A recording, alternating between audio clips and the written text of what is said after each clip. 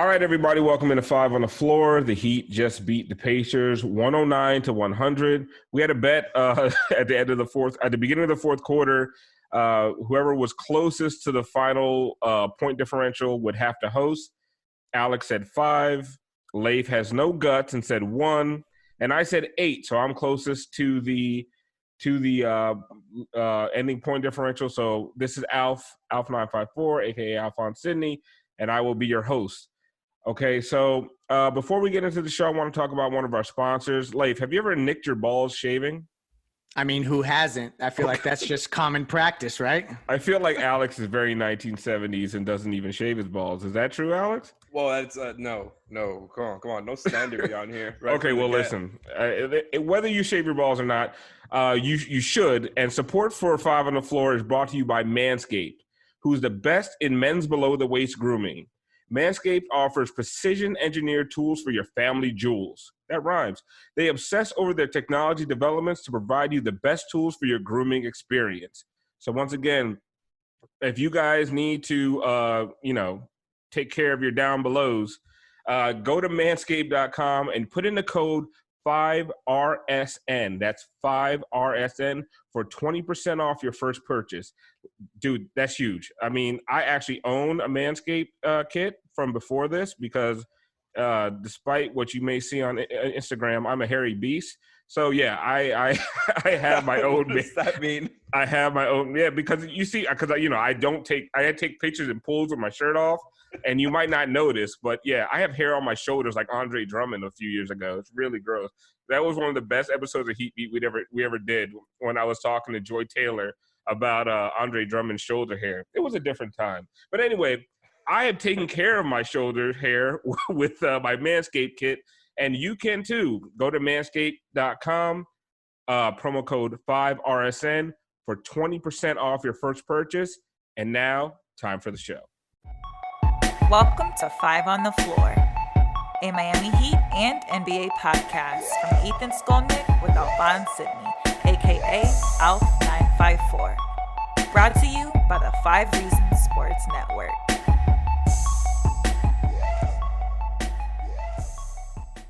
Welcome back to Five on the Floor. This is the post-game show for the second game of the Heat's first-round series against the Pacers. Heat win 109-100, like I said before. I won the bet, so I'm hosting. I am your host, Alphonse Sidney, a.k.a. Alf954. And with me today, we have Greg Leif Sylvander. What's going on, Greg? What's up? Heat win. I love it. I hate calling you Greg, by the way. I feel like it's right? so weird. I know. So many people say that. I've called you Leif for like 10 years, man. Just keep calling me Leif. Okay. So now it's funny. You've been introduced to a whole new audience. And then people like text us like, why do you guys keep calling Greg Leif? I'm like, why do you keep calling Leif Greg, weirdo? Anyway. Right. And then also we have Alex Toledo, a.k.a. Tropical Blanket on Twitter. What's going on, Alex? What's up? Alex is here on time today. I'm just joking. Alex is here on time for the pod a lot. You're not attending the Zoom calls because we need you, because this is it's a big feel-good show. I honestly I don't think that this game was as close as this final score says. I don't think anyone's stressed about this since halfway through the third quarter. Leif? No, like it was a game where I didn't feel like the Heat were not in control of the game from start to finish. Even when there was some moments early where the Pacers got up, I think, by 5. They ended the first quarter. The Heat were down 2. I still was not worried. When you see Duncan Robinson start flame throwing the way that he did, It's just a good indication that things are going to work out well. Particularly, you saw Jimmy start to get aggressive. So, again, it's kind of like 2 games in a row now where the Heat have been in full control. So I think that that's probably going to show itself out for the remainder of this series. Yeah, I think what was cool, or not necessarily cool, was that I think, and we'll get to this a little bit later about what was going on in the first quarter and the first half. They made this conscientious effort to get Duncan going. And honestly, for the first time in a long time, I felt like it was at the detriment of their offense, but it paid dividends in that third quarter. When Duncan, I was about to say Justice. That was an argument from earlier today with George Sedano. But when Duncan started rolling, I think that was a consequence of what happened in the first quarter. What do you think, Alex? I mean, maybe I misunderstood, but I don't get why you think it was a detriment to the offense. I thought that was I still believe that that's just a huge reason their offense has been as good as it is because of the action they run for Duncan. And Well, no, I'm figured, just talking about this game in particular. I think we'll get to that later. But yeah, I understand what you're saying. We talked a lot about Nekias' article about the Heat's offense yesterday on the last show, and yes, you're right. Getting Duncan going and that motion and ball movement is everything this Heat offense is predicated on. But yeah, I agree with you. But yeah, I know. I mean, the guy is a damn flamethrower, man, and it's good to see him do this right away in the playoffs. We knew we were going to get national these games. Spotlight, right? Yeah. Yo, I mean, like Jimmy said, he was interviewed directly prior to the game starting, and he's like, we need to get Duncan going. We need to get, I think he called him T-Hero or something like that going. But you know what? Like, to your point, Alf, what started to happen is that they could tell that Duncan was unconscious, and then they started to overpass a little bit. Yes. So, like, that's the part of the offense that got a little weird. So it wasn't – I mean, if Duncan's hitting threes, there's never going to be any issue with that. It's more about when you see guys getting 2 feet from the rim to finger roll and then they're passing out, that's just a little bit maybe we'd like to see a little more finishing at the rim. And that was a big thing on the Twitter timeline, and I want to get to that after the break. But what I do want to get to right away, and it's a little bit odd because we're talking about the end of the game before the beginning of the game, but I really want to get to this closing lineup that Eric's using because this is 2 games in a row where the closing lineup is Goran Dragic, Tyler Hero, Jimmy Butler, Andre Iguodala, and Bam Adebayo. With 2 games in a row, first 2 games of the playoffs, it seems like this is his go-to. What I will say is tonight seemed like he stretched Goran a little bit longer than he would like to.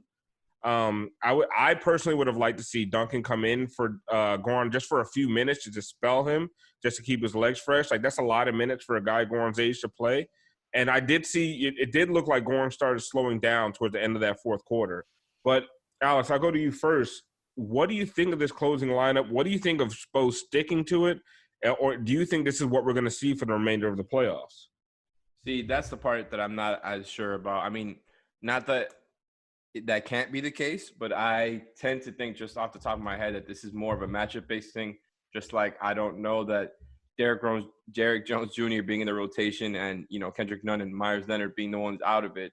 I'm not sure that that's also just a permanent thing and not, more a matchup thing. I kind of feel the same way about both of those things right now. And I do like it a lot. Goran just keeps stepping up, and I think we haven't seen Goran. I think this is something we haven't even mainly really talked about too much. We haven't seen Goran have the type of shooting that he has around him in a Heat uniform, and we know that he isn't as fast as he was when they traded for him. He can't always get to the rim as often as he could before, but at the end of the day, it just helps him so much to always be out there with not only good shooting, but good defenders, because he's obviously playing a lot more minutes now with one of Jimmy or Bam. And I think that's a simple card that Spo has played that's really making a difference, is having Goran out there with some of the better guys doing some creative staggering, where it's not only just Goran is out there with that bench lineup without Jimmy or Bam. And I think we're going to see more of that.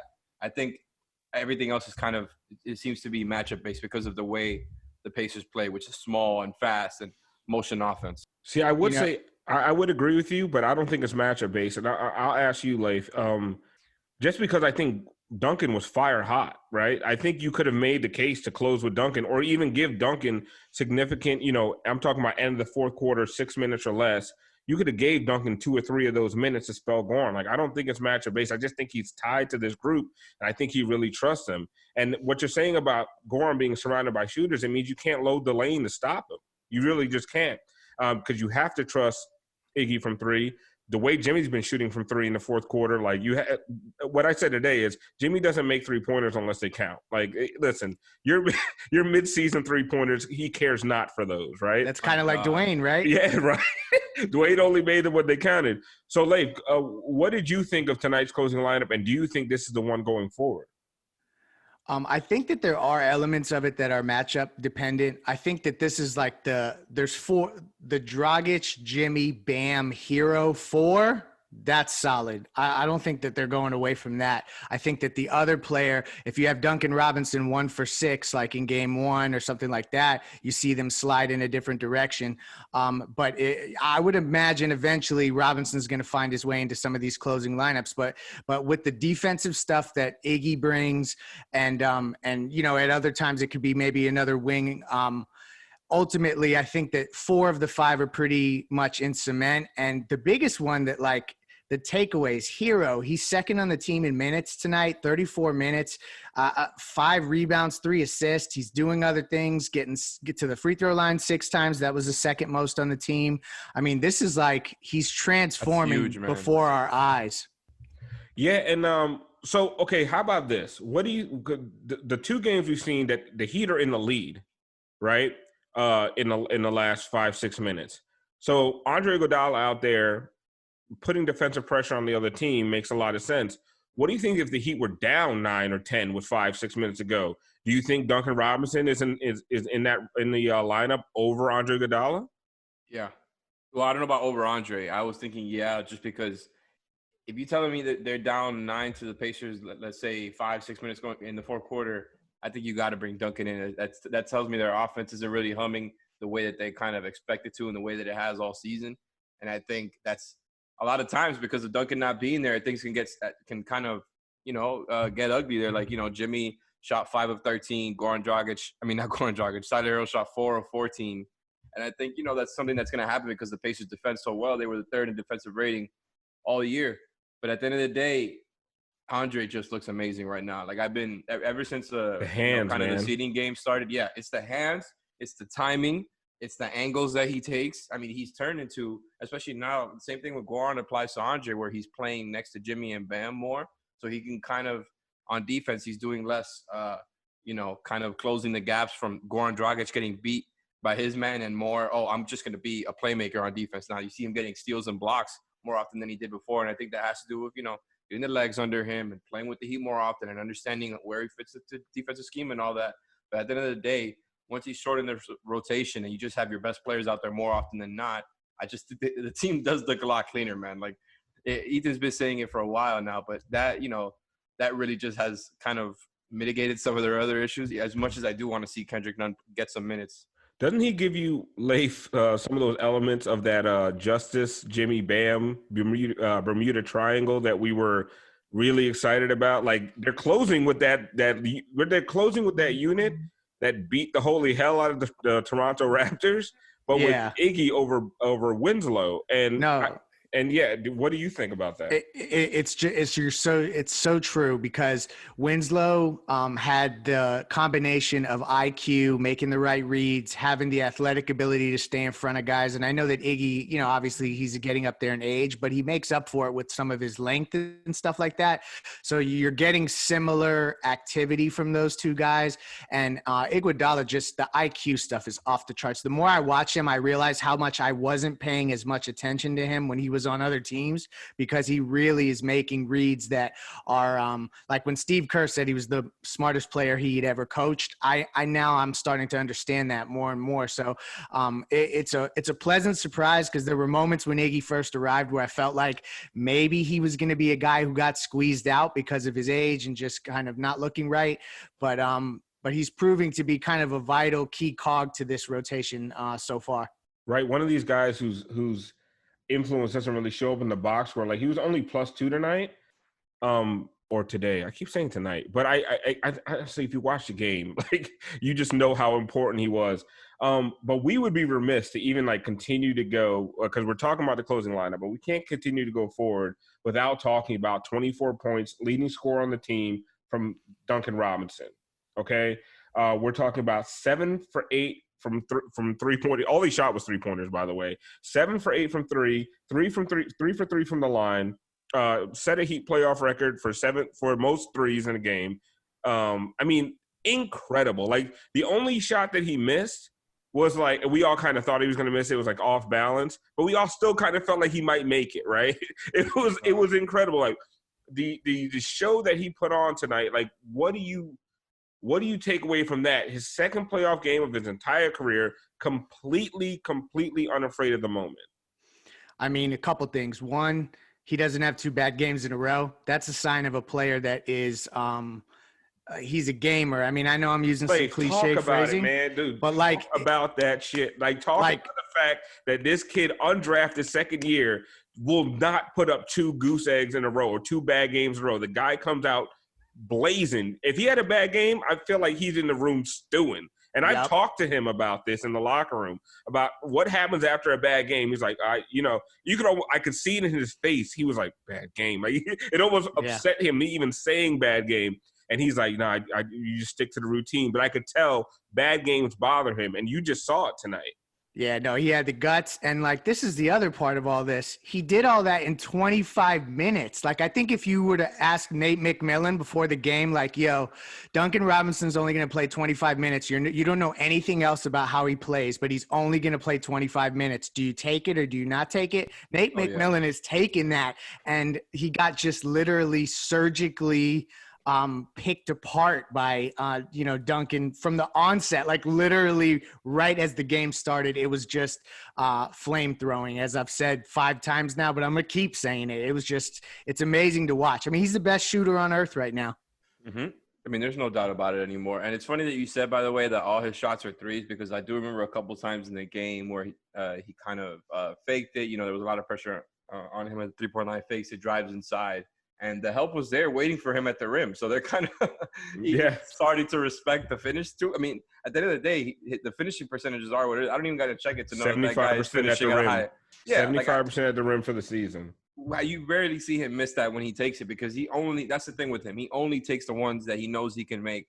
And at the end of the day, he's got the size for it, man. A lot of times he's going down there and there's barely anybody helping. And now they kind of are. He made the right passes.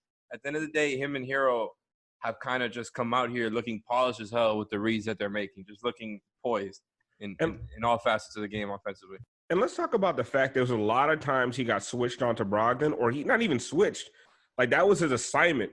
Malcolm Brogdon, who has been, I mean, arguably, I don't even know if you can argue about it. He's been the Pacers' best player so far in the series, and he's held his own. I'm not going to say he's some all-world defender. Don't get me wrong. But, like, he's not a turnstile.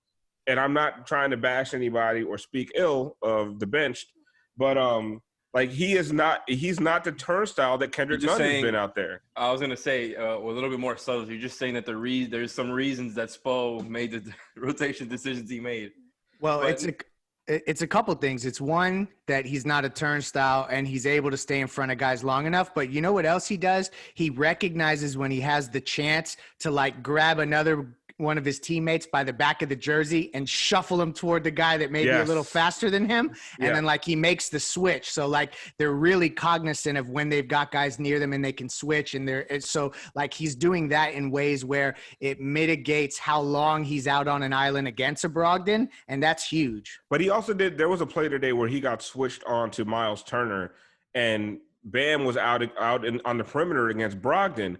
And, of course, Bam can handle Brogdon. Bam can handle anyone, which we'll talk about a little bit later, because Bam's absolutely incredible right now. And Dorsberg did a great job of pointing that out, which is, listen, I know everyone can get on me. Why didn't you watch the Heat broadcast? Listen, if I can watch Mark Jones and Dorsberg, like, I'm watching Mark Jones and Dorsberg every time I possibly can. But there was a time he was on the block trying to defend Miles Turner, and he was doing this really good job fronting Miles Turner to deny the entry pass. So once they swung it on the strong side, he grabbed Bam and made the switch happen. Instead of just sitting there on that island and letting Miles Turner repost on him and then getting dunked on, which probably would have happened. Like, he knows his limitations. He made sure to make that switch. And Bam, even as smart as defender as he is, was so worried about Malcolm Brogdon, he didn't see what was happening. And Duncan made the right decision. So I think there's a lot of those things that the coaching staff sees that we as, layman fans don't always see. And I think Duncan has transcended a lot of just the, the shooter role. I'm not saying he's a 3-and-D guy, but I will say that he's a much better defender than we give him credit for. I mean, I'm definitely with you there. I'm impressed by him and Duncan. I mean, him and Tyler, again, the same thing. They both came out of this looking more, even smarter when it comes to defensive awareness and where they should be and how they should guard somebody. Like you said, having the defensive awareness to front Miles Turner. That's obvious. That's an obvious thing you have to do if you're the smaller guy. But the way that he did it and like you said, executed the switch perfect. Because that's a timing thing too. Because a lot of times people will mess up those things because the communication isn't sharp, or you maybe time it wrong, and all of a sudden, the big has a wide open layup, and they don't do that. They're not making those mistakes, even though Duncan is, kind of slow-footed. I think the only thing with him is that he's still, even with the good defense, he still finds ways where guys are just kind of scoring right over him. And I'm definitely no body expert. I think it has something to do with his core. I don't know. His limitations, man. He has his limitations. Yeah, I'm just saying. We all do. Like, a lot of times it's like he has his arms all over Brogdon. He's way taller than him. And Brogdon just scores over him. And I'm like, well. Leif, I think I kind of feel the same way about Tyler. Leif, me and you like both kind of look at some of this stuff from just an eye test standpoint. And we actually appreciate some more of the intangibles. I think there's something when it comes to the refs and opposing players of guys like that have that reputation, the Kendrick Nunns, the Tyler Herros, the Goran Dragic's, the Duncan Robinsons, where the guys are going to the hole against them with more confidence than they normally do. Like, I can take this dude, right? Yeah. So, yes, Duncan Robinson is 6'7", 6'8", long arms, should be a good defender, but, like, there's this reputation that he can't defend. So guys are going right at him like, I'm going to make this no matter what he does. And I think the refs look at it like, if he missed, Duncan Robinson must have fouled him, because there's no way Victor Oladipo wouldn't be able to score over Duncan Robinson. I mean, to your point, like me being a body language expert, like when you see one of these guys out with Bam, like let's say Oladipo has Bam out on him. He dances around. He doesn't really get very far. If he has Duncan Robinson on him, you see a little pep in his step. He's bouncing, you know what I mean? Like he's feeling himself like a little bit more. So you're totally right about that. And I think that the more that these guys prove that they can hold their own, not necessarily stop guys, but just hold their own in those matchups, it's just going to make it more confusing and daunting of a task for teams to score on these guys, because you have an eraser in Bam and Jimmy too. Like Jimmy has kind of made TJ Warren work for everything. And No, keep going. I'm sorry. And so ultimately, like I feel like the more those guys are comparable on defense to, like it just helps the overall unit. Definitely, without a doubt. No, everybody, I don't even want Alex to cut it out, because we always cut out our little mistakes. I was signaling to Alex that we're going to take a break right here, and Leif was like, "What, am I supposed to shut up?" But I kind of wanted to keep going about this too, so I'm like, "Well, I'm good with Leif just keeping going." Yeah, but that was completely my bad, so don't blame Leif for that. Alex, don't cut this out.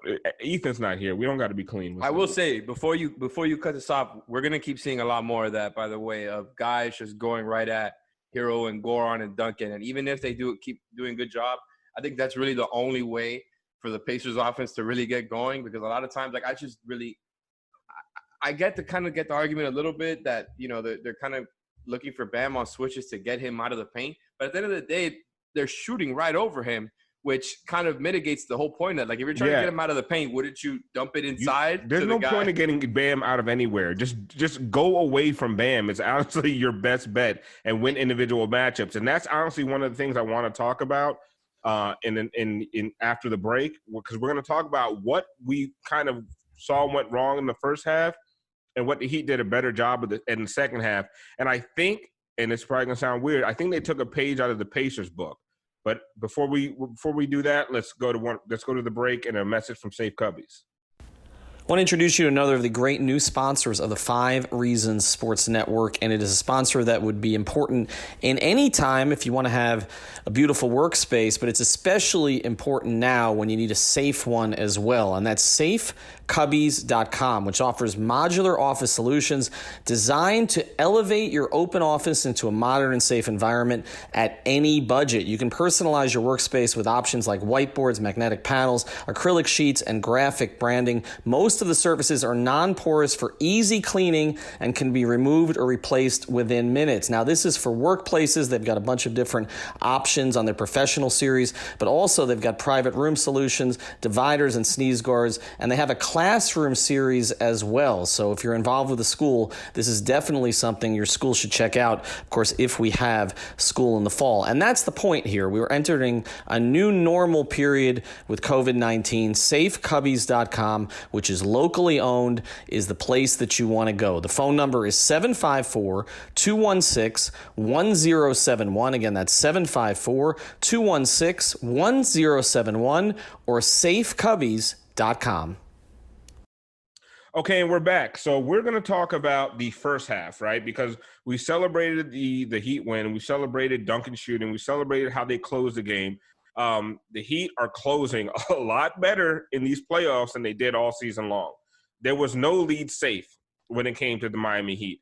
The third quarter has been better. It's not the third quarter as much as it used to be. And the fourth quarter down the stretch, they've executed pretty damn well. So tonight's game, it started off great, right? Duncan Robinson hitting 3 threes. I mean, it was just the flow and the movement of the offense was great. They were playing great defense. And then they faced a challenge by the Pacers. The Pacers adjusted because the Pacers are one of the elite defensive teams in the league. I think they're top 3 in defenses in this season, right? So I think one of the things what happened was that the Heat saw that they weren't able to get Duncan Robinson and their shooters open threes in the last game. So they made an over-adjustment where there was almost too much ball movement. There was a lot of overpassing. I saw the entire Twitter timeline complaining about this. Guys getting 3 feet from the rim and doing weird kickback bounce passes that were getting picked off or hitting guys in the ankles and knees, nowhere in the shooting motion. Like, it was just – there was a lot of overpassing being done. I mean, Alex, I'll go to you first. Did you see the same thing that most of my timeline and I was seeing, or did you see something else? Yeah, no, I definitely agree with you there. There was a lot of overpassing. There's one play that just keeps sticking out in my mind where I keep seeing it. I think it was Jimmy who had the wide open lane and Brogdon was kind of waiting in the paint, but he didn't even really contest. Like, he was just kind of going to let him go, and he passed it out. And Hero made the shot. It was a really nice play. Hero was wide open.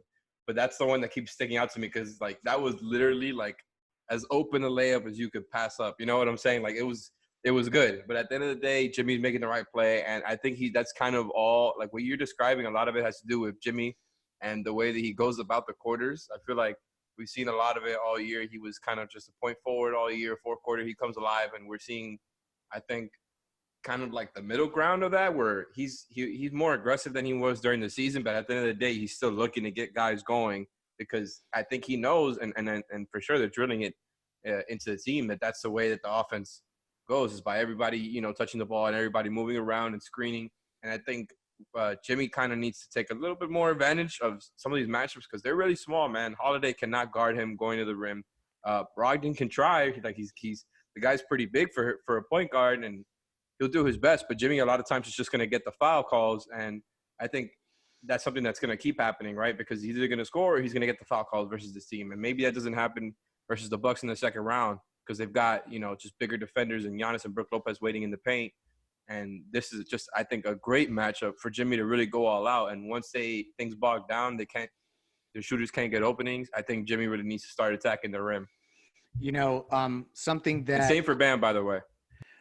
Another key element, as we've talked about this team kind of rounding into playoff form, is, and you alluded to it earlier about no third quarter. I don't know what we're going to call it now. We put it up on a poll. I think Ethan did. I kind of like culture quarter, but I'm always going with culture with everything. They outscored the Pacers 37-31 in the third. So it was a quarter that they actually extended the halftime lead. And that's encouraging to me because we've seen so many games where they just completely come out and they look lethargic and missed shots turn into defensive assignments getting missed, and they're cleaning that up. And then you have Jimmy continually controlling pace, getting to the line. I think he got to the line 8 or 9 times again today. So that's continuing. So it's I know that the Pacers are shorthanded, but the things that the Heat can control, they are absolutely controlling, and I think that bodes well as they get deeper into this playoff run. What I think happened, and this is something that and I feel so bad because I cannot remember her name. She wrote do you guys remember? It was a great write-up about what the Pacers needed to do Yeah, Caitlin Cooper. I mean, amazing. Like, if you guys can find her on Twitter, find that article. Absolutely amazing breakdown. Like, it's honestly the best thing I've seen outside of Nikias lately. Like, and this is no BS. I don't even know if she's working with her or anything. She was just absolutely amazing. What she said, and which I completely agreed with, is that the Pacers need to take advantage of individual matchups, right? So this idea of like trying to switch Bam on people, I just don't know why you're like, I don't know why you think this is a good idea unless it would only make sense if you think Miles Turner is going to win the mismatch there, but they're not giving it to him when they do. They're not giving it to him, and he's not. It makes no sense to me. Like, I'm like, am I missing something? Am I stupid? Like, what's the point of this? They're switching guys like Duncan Robinson and Jay Crowder on the Miles Turner, and then keeping the ball. But I think also that has a lot to do with the pressure. At least swing it. I'm thinking if I'm a Pacers fan, you don't got to get – like if they're really just fronting the hell out of it and he do a good job with that again, just swing it. And it's not – it's also, Bam isn't in the paint anymore. It's the pressure. He's not even doing that. It's the pressure that Bam puts on the ball. I think that's one of the biggest factors. But like you're saying, swing it. But honestly, I think some of that swinging stuff and entry passes is a complete lost art. Like, and that's my old man take for another day. Like, I could go off for that for hours. Like, the fact that nobody can make an entry pass, which I don't understand that anymore because I'm watching Joel Embiid sit there and just, like, completely not be able to flourish because nobody can get him an entry pass. But anyway, But, you know, like what's a disconcerting thing for Pacers fans and the team as well is that, like, Miles Turner actually played well today. He was 7 of 8, 3 of 3 from 3, 8 rebounds, 5 blocks. So he played well. So, like, if they're talking about finding ways to unlock Miles Turner, which sounds funny to say out loud, like, they did that today and they still couldn't get a win. So I feel like it's essentially like they're trying all these different things and just it's not working. And they had Oladipo back, so that excuse is gone. Okay, so let's just get rid of all the excuses. But one of the things I will say about that before you keep going is that I think this Oladipo, like, he's doing a good job. He obviously helps being out there versus not being out there. He's doing, he's playing well on defense. He's kind of getting better, right? Like, he looks a little bit better and better, but he's still in that state where he's kind of regaining his athleticism, doesn't have the lift, doesn't have the acceleration anymore. And I think because of that, they don't really have that inside presence, man. And I talked about it after the last game, and I just keep seeing it more and more. It stands out, and that's why they hunt out all these – it feels like at the end of every shot clock, the Pacers are hunting out matchups. Half the time it's Bam for some reason. Because of that, I think Oladipo can't really get to the rim like he could before, and it's really taking a toll on their offense. And I think that's why they've gone small, and obviously because of the roster situation with Sabonis as well, is because Oladipo cannot be that main guy anymore. And we've been known that, but he really just can't get to the paint. I mean, he can only do it against like a Tyler Hero. He just doesn't look that fast. Well, and one of the things Caitlin pointed out was the Pacers players. It's just not Brogdon or Warren's strong suit either. It's like driving and finishing in the paint. Other than Warren, getting the little midi floaters and stuff. Well, all that stuff is what Caitlin was pointing out is that they need to win their individual matchups and stop all the switching. They're going to rely on it like too much, I think, is the problem for them. They're going to need that to work like more often than not in every game. So what I said when I was saying that the Heat took a page out of their playbook, mostly they took a page out of Caitlin's playbook. I think towards the end of the second half of the second quarter, Goran was like, enough of this ball movement shit. Like, we need to score some buckets. And that's what I've been saying about, and I've been saying about Goran, and I have a bunch of people pretending to steal my take about relief points because they Spoelstra always used to talk about Chris Bosh getting the Heat a lot of relief points where there was nothing else that can be done in that shot clock. And Chris Bosh just spots up from the elbow and just shoots a left-handed jumper, smooth, swish, let's go. Or just drives in and gets you a layup. Goran Dragic just does a lot of that stuff. Yeah. He did it probably 5 or 6 times today, right? He did it a ton of times today. And I think after he started doing it, because that ball movement shit just started – because the Heat had 10 turnovers with, I think, a few minutes left in the second half. And they didn't have another one till the middle of the third quarter, right? The first half, I'm sorry. So I think the entire team started to take the lead of Goran, where it was just like, listen, win your individual matchup sometimes. Like, the ball movement stuff isn't working. They're picking off passing lanes. We're overpassing. We're doing all this stuff. Goran was just like, yo, I'm just going to score. And I think Jimmy started to take on that lead at the end of the second quarter, and that's when they started to build the lead, and I think it translated into the third. So what I was trying to say when they took a page out of their book is go ahead and win your individual matchup sometimes. Like, it doesn't always have to be about getting Duncan Robinson open. So, yes, they got Duncan Robinson open a lot, and they got some really good three-point shots in that first quarter. But, like I said, it was at the detriment of their offense at times because they started overpassing. So I think at some point they started to win their individual matchups, and that opened everything else up. So, like, instead of 4, 5, 6 passes, it became 2 to 3, and there was a guy open. And that's where I was kind of going with that. I'm going to have to watch back, but I want to say that in the second half, they were kind of flowing into pick and roll towards the end of the second half of a shot clock more often than not. And I'm not saying that they weren't isolated, but basically I think that's healthy for them to be like, okay, we're going to run our original action. And if things don't work out because the Pacers just happen to be a really good defense and they're scouting the hell out of all of our actions, and all of those guys are really fighting out there. There's, even if there's size mismatches, those guys are playing good defense. And I think it's a really good adjustment to kind of flow into a pick and roll later to the end of the shot clock, because I think Goran and Jimmy, their best playmakers, are both so good at that, and I think both will make stuff happen out of that. And I think that's something we're just gonna keep seeing. Well, and when you talk about balance between winning individual matchups and getting everybody involved, timing matters too. Like, I feel like if you unlock the shooters first, then it really allows you to like hone in on individual matchups, and they can't leave those shooters and they get hypersensitive to that whole deal. And then you got Jimmy and Goran getting into the lane and stuff like that. So the timing worked out perfectly today as well. I think what I will say, Leif, I think against a team like the Pacers, you can wait, half a quarter or too late, right? I think against the more elite teams in the league, like you start that overpassing crap, they're gonna take. First of all, it's not gonna work as well in the first quarter like it did, and then you're gonna lose traction.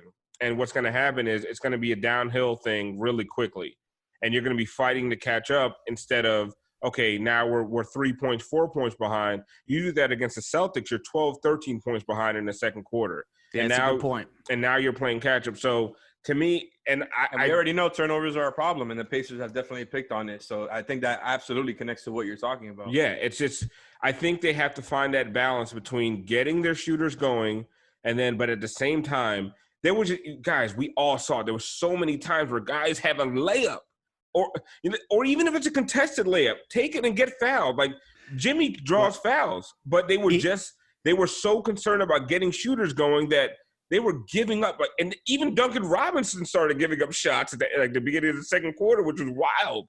Like, it's almost like it's muscle memory at this point, because there was a play at the end of the quarter where DJJ got a rebound, and had he just been cognizant enough to just like kind of throw it up there, he may have gotten it off before the shot clock or before the end of the quarter clock. He was looking for a shooter, though. Correct. Like, it's like muscle memory. Like, they're just conditioned to turn around and find a shooter. Precisely. They're drilled into them so much. I mean, you see it, right? Jimmy, Bam, Derek, Goran, anytime these guys collapse to the paint, they're almost like always looking for the shooter. And, okay, so before we go, like, I think the cool thing is a lot of people complain about Spo not making adjustments. There was an adjustment made mid-second quarter, which it was a kind of adjustment you normally made at the half.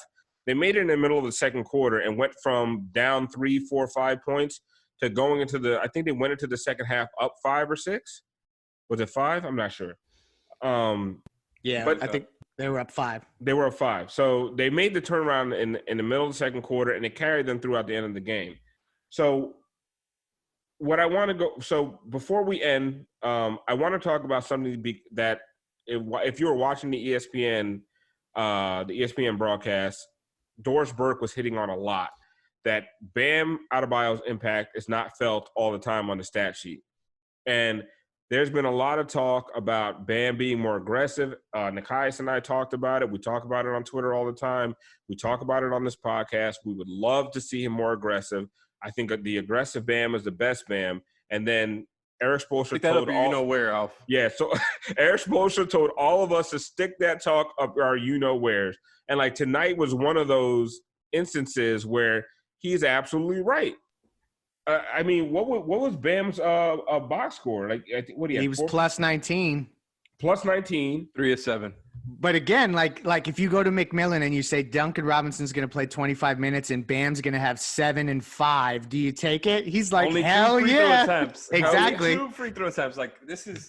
But every time Bam was out there, you felt better about the Miami Heat. Correct. Oh, no doubt. When it came to screen assists, when it came to defense, like switching on them. Because also you got to remember that overpassing and all that nonsense started when Bam got 2 fouls and had to sit down. The whole offense. So we always talk about Bam's defensive presence. The offense went to crap when Bam Adebayo sat down with 2 fouls in the first quarter. Like the entire rhythm of what they're trying to do, like went to crap. And then like there was a sequence which was cool Plus to me. 19. Plus 19. There was a The sequence closest on the team was Jimmy plus 12, and then nobody else really close. There was a sequence that was cool to me where he had the ball and he was faced up on Miles Turner, but he was also, I mean, he was setting interference for Tyler Hero, and Tyler Hero went to the corner when he wanted to go to the elbow, and he's screaming at Tyler Hero. And usually you only see that stuff from Bam on the defensive end. Offensively, he was like, Tyler, you're in the wrong place, and Tyler like has his head down. He's like, yeah, my bad. Like he's a leader on the offensive end. So I just want to ask you guys, and Leif, I'll start with you. Like, Bam, not the greatest box score game in the world, but what did you see from him on the court tonight? I mean, it's just the impact. It's more and more showing that he is a player that is going to, I mean, and you've said it already, he impacts the game and we don't see it in the box score, but particularly with the leadership qualities. And that's something we've talked about. Like Bam's kind of been the soft-spoken dude. He didn't necessarily like show us a ton of his personality initially. And not that you really need to show a ton of personality to be a leader, but in this particular locker room, I feel like you got to have a little bit of bark to get to kind of to direct traffic. It's something that Jimmy has done a lot of. We always see Spo doing it. Even Goran is big with that. So like to see Bam start to evolve into a more vocal leader, I think is going to bode well going forward, because he does it on the defensive end just intrinsically with the way he plays. But to start to see him point stuff out on offense, it just shows that he's more confident in understanding where everyone needs to be. So it's just reinforcing point Bam. I mean, I can't agree with you more. And I think this is honestly a symptom of a much larger thing with the whole team kind of just being bought in to the way that the team plays on both sides of the floor. Everybody's completely, everybody understands exactly what they need to do. And I know that's something that, gets said a lot. But a lot of times we're talking about that in a sense of like, oh, yeah, they've got players who know that their role is to just stand in the corner and shoot. But it's way more than that. There's a whole system of offense going on here. And I think the players trust that this is kind of everything that's happening in the offense is just to pretty much maximize the talent that they have on the floor at all times. And that's why you see, I think, Kelly Olynyk, somebody whose role has kind of been up and down for the past 2 seasons because of injuries and whatever else, who kind of got his role back just because he does all of those things. He follows the system to a T. And a lot of times he's even going down there and posting up when he gets the mismatch, I think, which is something I think Bam needs to do more. And at the end of the day, like little things like that, I feel like everybody is just completely understanding everything that's going on. People are making quick decisions, and that's why I like to see the communication. And I bet like Spo would say, yeah, everybody's out there communicating at all times. Jesus, at all times. We're constantly encouraging that. I think that's what they want. Yeah, Jay Crowder in the first quarter posting up Aaron Holiday was a beautiful sight to see. Like, do that more, please. Yeah. Like he got to the rim every single time. And honestly, I would like to see a lot of that on switches, the kind of things on switches that the Pacers are trying to do. I'd like to see them do with Bam. But listen, if they know one of Bam's weak points is post-up offense, why even go to it, right? Like it doesn't make a lot of sense. I do think they should go to it if they got smaller guys on him. I think they're going to need to he's going to need to make those guys pay, because Alex just loves getting yelled at by Spo. Alex, you can't help yourself. It's compulsive now. Alex, stick it up your ass, man. If he's down there, is it a bad thing for him to try to, just score right over the small guy? No, that's all I'm saying. Spo says stick it up your ass. without the French words. Anyway, guys, thank you for joining us. Another Heat victory. Leif, before we go, real quick, 30, 20, 15, 10, 5 seconds or less. Does your prediction change? I think what you said, Heat in 6? Yeah, I said Heat in 6 because I have no guts. I truthfully I'm gonna completely go on the other side of this. I think the Heat sweep this series, and I'm gonna tell you why. The fact that they're not changing venues, like the Pacers are just, there's going to be more of a demoralization, an incomprehensible demoralization that takes place as they grind them down. And I don't see that letting up. So honestly, like maybe the Pacers steal a game just because they're professionals. So I'll go Heat in 5 to be safe. And that's my target phrase. But I was wrong with Heat in 6. It's going to finish. It's a short series. Alex, you change your opinion? No, Heat in 5. Yeah, I think I was trending towards Heat in 6, but I wanted to have guts and lied to myself and everyone else and said Heat in 5. But I'm actually believing Heat in 5 at this point. If they win Game 3, listen, you know the Heat, man, gentlemen sweep. They like to give the other team a game because they're a classy organization, and it's the right thing to do. All right, thanks everyone for joining us. I'm sorry that Ethan wasn't here and it wasn't as organized as usual. But I've been drinking and I think we had a good time. Check us out tonight. If you're listening on Thursday, we're about to drop this in 30 minutes, 5:30. If you're listening tonight, watch us on Floor's Yours, live streaming show on YouTube. I don't know if it's on Twitter anymore. I don't know if we can monetize it. But we're definitely going to be on YouTube, and you guys can join, give your comments, say weird sexual advances towards us, which is always fun. Benjamin 704 is a star of that show. He's honestly my favorite. My main reason for doing that show is just to see what Benjamin 704 says. So me too. Check us out tonight. Floor is yours. Watch. I think you posting this on Dash, Alex. Oh yeah. This is going to Dash along with Floor is Yours. Okay, so thank you to our Dash Radio listeners, and we will talk to you guys later. Thank you for listening to the 5 on the Floor on the 5 Reasons of Sports Network.